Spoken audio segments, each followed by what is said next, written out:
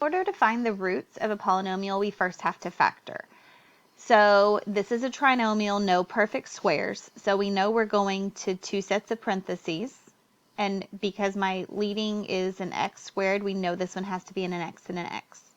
And then we look at the 24, the final term, and we think, what times what gives me 24?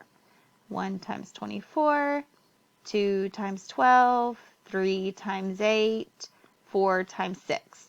And I'm looking for a middle term of 11x. So which pair is going to give me an 11? Well, that would be the 3 and the 8. Now, in finding the roots, we set each parentheses equal to 0. So we have like two little math problems here, right? We solve for x by physically moving those values over.